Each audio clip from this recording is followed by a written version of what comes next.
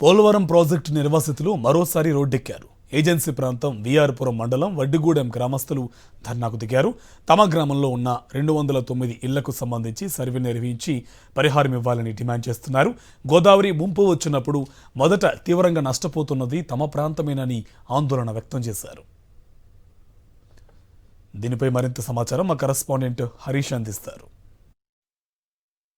Agency Alluri Sitaramaraju జిల్లా విఆర్పురం ప్రాంతంలో పోలవరం ముంపుకు సంబంధించి అనేక గ్రామాలు కాలనీలు కూడా ఇప్పటికే ఎక్వైర్ చేయడం జరిగింది. ప్రధానంగా విఆర్పురం మండలంలో వడ్డిగూడెం ప్రాంతంలో 3000 కుటుంబాలు ఉన్నాయి. ఇందులో 2800 కుటుంబాలకు సంబంధించి ఇప్పటికే సర్వే పూర్తయింది, ఫైనలైజ్ కూడా చేయడం జరిగింది.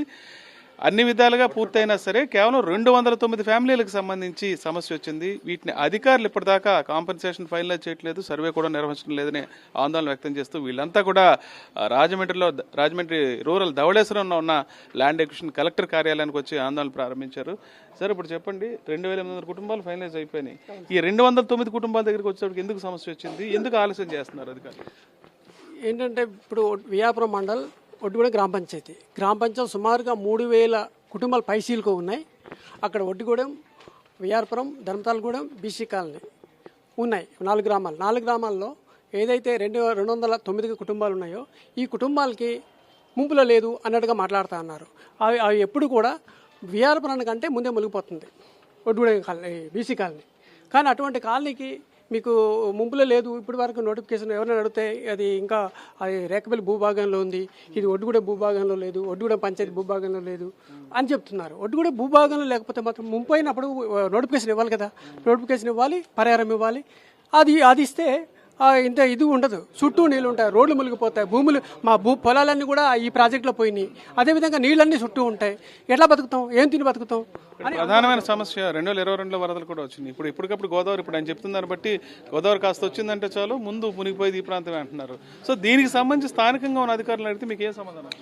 సార్, ఈ సమస్య అనేది గత 5-6 సంవత్సరాల నుంచి మేము తిరిగిన ఆఫీసు లేదు, తిరిగిన అధికారి లేదండి. మేము ఎస్టీసీ గారి దగ్గరికి వెళ్ళాము. తర్వాత మొన్న ఈ మధ్య కలెక్టర్ గారు వస్తే కలెక్టర్ గారికి కూడా ఈ సమస్యను విన్నవించాము. ఏం చెప్తున్నారంటే పదే కూడా మేము ఇదివరకు కూడా ఈ సమస్యని ఈ ఆఫీస్ లెవెల్ ఇక్కడ కూడా రావడం జరిగిందండి. ఎక్కడ పోయినా కూడా మీరు ఇరిగేషన్ డిపార్ట్మెంట్కి వెళ్ళాలన్నట్టుగా మాట్లాడుతున్నారండి. అక్కడికి పోతే మీకు ఏదైతే మునుగుతుందో అక్కడ వచ్చి వాళ్ళు చూస్తారు. వచ్చిన తర్వాత మాకు ఫర్దర్గా అక్కడ నుంచి ఏదైనా మాకు రిపోర్ట్ వస్తే మేము దాన్ని ఫార్వర్డ్ చేస్తాం అన్నట్టుగా 5-6 ఏళ్ళ నుంచి కూడా ఇదే సమస్య అవుతుందండి. ఇక్కడికి వచ్చి కూడా మేము 1 సంవత్సరం క్రితం కూడా ఇక్కడికి వచ్చి వెళ్ళామండి. ఇప్పుడు అక్కడ ఉన్నటువంటి ఒక్క గ్రామం అండి, అక్కడ ఉన్నటువంటి ఒక గ్రామం అండి. ఏదైతే 111 ఇళ్ళకి ల్యాడర్ సర్వేలు ఉన్నాయని చెప్తున్నారో, ఇంకొకటి ల్యాడర్ సర్వేలో 98 లేదని చెప్తున్నారు. మొత్తం మీద అయితే రెండింటికి కలిపండి మధ్యలో ఒక 10 అడుగుల దూరమేనండి. ఆ 10 అడుగుల దూరం వ్యత్యాసంతో కూడా అండి మాకు ఒకే గ్రామంలో ఎప్పటి నుంచో మేము కలిసిమెలిసి ఉంటున్నప్పుడు కూడా ఎడగొట్టినట్టు చేస్తున్నారు.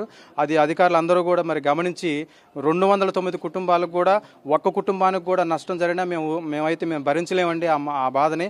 209 ఫ్యామిలీస్ని ఈ ఒడ్డుగూడెం పంచాయతీలోనే కలిపి మాకు పిఎన్ నోటిఫికేషన్ ఇప్పించాలనేసి మేము డిమాండ్ చేస్తున్నామండి. ఏం లేదు సార్, ఎంతమంది ఏం చేసినా సరే మాకు మాత్రం ఈ 209 కుటుంబాలకు అన్యాయం జరగడానికి వీల్లేదు.